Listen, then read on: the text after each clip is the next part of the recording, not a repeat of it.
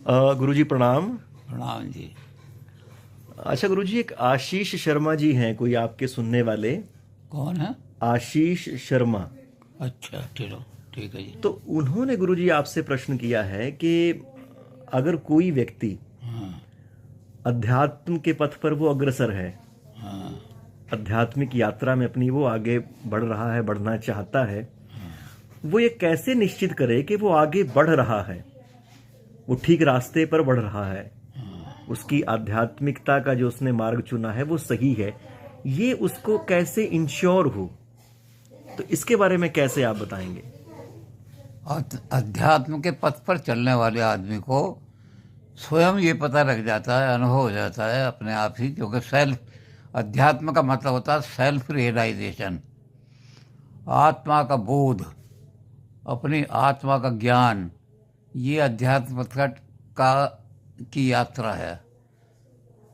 तो जब आदमी उस यात्रा पे चलता है तो उसे अपने आप कितना ज्ञान हुआ है अपने बारे में कि मैं कौन हूँ, इसका खुद ही पता लग जाता है कि मैं कहाँ तक पहुँचा हूँ। उसमें उसमें किसी को बताने की आवश्यकता नहीं पड़ती। जब वो अंत में पहुँच जाता है, बिल्कुल जान लेता है कि मैं ब्रह्म हूँ, तो वो पराकाष्ठा पे पहुँच जाता है। तो इसलिए स्वयं ही पता लगना चाहिए कि मैं कितना अपने आप को जान गया हूँ। मैं ब्रह्म बन, क्योंकि पराकाष्ठा है अहम ब्रह्मास्मि। जिसने अपने आप को जान लिया वो जानेगा कि मैं ब्रह्म हूँ, मैं जीव नहीं हूँ। और जब ये उसकी अंतिम यात्रा का अंतिम मंजिल है उसकी ये, तो उस मंजिल पे जाने के लिए जब वो चलता है अध्यात्म के मंजिल पर, तो धीरे धीरे संसार की चीज़ों से उसकी विरक्ति होती चली जाती है। संसार की जितनी भी चीज़ें हैं, संसार में जितने भी लुभावने अवसर हैं, वो सारे उसके लिए विरक्त होता चला जाता है। उनसे धीरे धीरे धीरे धीरे विरक्ति होती चली जाती है। इसको बड़े अच्छे रूप में इकबाल ने कहा है, ला के दरिया में निहा मोती है लिल्लाह का। जब हम नगेट कर चाहते हैं सब चीज़ों को, कि मैं मेज़ भी नहीं हूँ, मैं कुर्सी भी नहीं हूँ, मैं संसार के अंदर जो और चीज़ें हैं, मैं महल भी नहीं हूँ, मकान भी नहीं हूँ। तो जब वो इन चीज़ों से ऊपर उठता चला जाता है तो धीरे धीरे धीरे धीरे ला ला माने नफी, कुछ भी नहीं है। और उस ला के दरिया में जब वो डुबकी लगाता है, एक एक चीज़ को नेगेट करता चला जाता है, संसार की चीज़ों से दूर होता चला जाता है, तो उससे लगता है कि अब मैं संसार से ऊपर उठ गया, बहुत ऊपर उठ गया, संसार की हर वस्तु से मैं ऊपर उठ गया। तो जब वो ऊपर उठ जाता है तो पता लगता है कि अब मैं इल्लिल्लाह का मोती अब मुझे मिलने वाला है। तो इसलिए अपने आप ही पता लग जाता है उसमें आदमी को कि मैं कितनी चीज़ों को नेगेट कर सका हूँ। संसार की जितनी भी चीज़ें हैं, संसार के जितने भी संबंध हैं, संसार के जितने भी रिश्ते हैं, उन सबको नेगेट करता चला जाता है कि ये सब भी मेरे नहीं हैं, ये सारी चीज़ें जो हैं मेरे लिए नहीं हैं।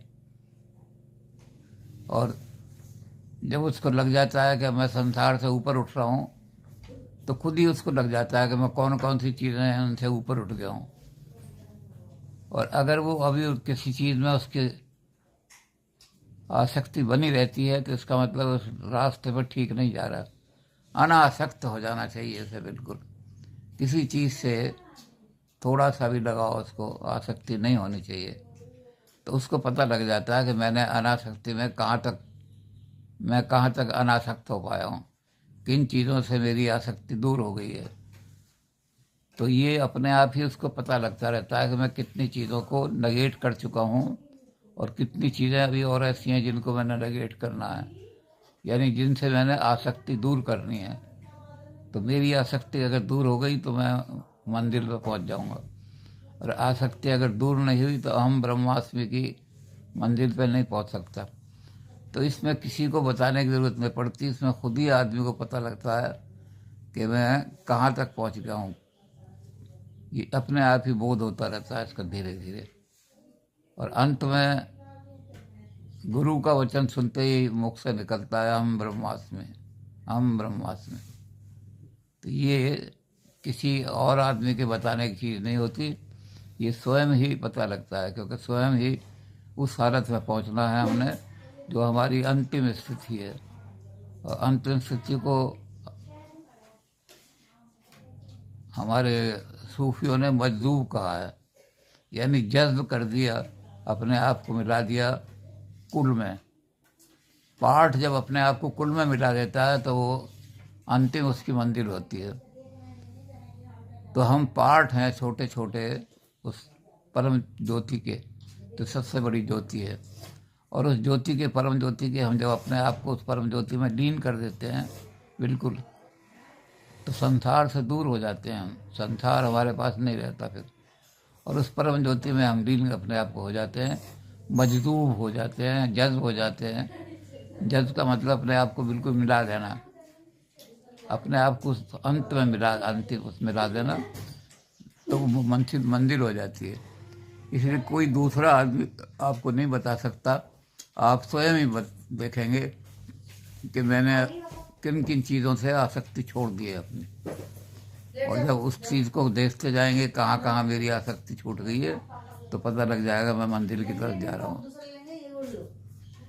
जी, तो एक तरह से गुरुजी अपने आप से ये एहसास होते चले जाना चाहिए है जी। और वास्तव में ये जो अध्यात्म का पथ है, अपने को ही भूल जाता है आदमी।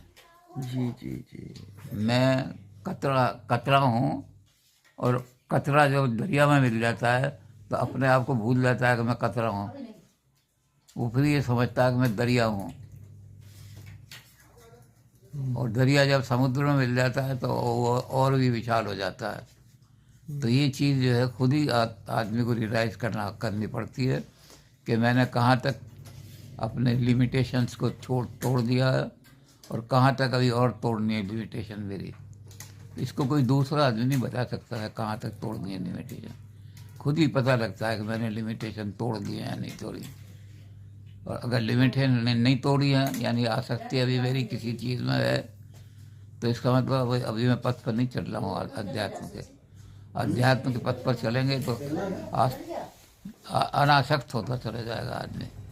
और अनासक्ति ही इसका पहचान है कि मैं कितने दूर गया हूँ संसार में, कितनी मैंने अनासक्ति पास कर ली है और कहाँ तक मेरा इन अनासक्ति और पार करनी है। जी गुरुजी, तो बिल्कुल गुरुजी, इस तरह से अपने आप से ही अंदाजा होता है कि मैं उस ओर बढ़ रहा हूँ या नहीं बढ़ रहा। अपने आप से अंदाजा होता है। ये बहुत ही आंतरिक मामला है। हाँ। और एक और गुरुजी, इसके अंदर तो जो अध्यात्म का जो रास्ता है, उसमें हम अगर किसी चीज को मंजिल कहें तो वो भी गलत है, इसमें रास्ता ही अपने आप में मंजिल है। हाँ बिल्कुल, तो रास्ता ही मंदिर है। और इस रास्ते से आदमी जो है, इस रास्ते को ही आदमी अपनी मंजिल मान करके चलता है कि यही मेरी मंजिल है, कि मैं अनासक्त होता चला जाऊं और सारी चीज़ों से ऊपर उठ जाऊं। ला का मतलब नहीं, मैं ये नहीं हूँ, मैं ये नहीं हूँ, मैं ये नहीं हूँ। तो सब चीज़ों को नेगेट करते जाएं जब, तो अंत में रह जाता है कुछ चीज़ ऐसी रह जाती है कि जिसको नेगेट नहीं किया जा सकता। तो उस समय हम मंदिर पर पहुंच गए हैं सारा। बहुत सुंदर गुरुजी।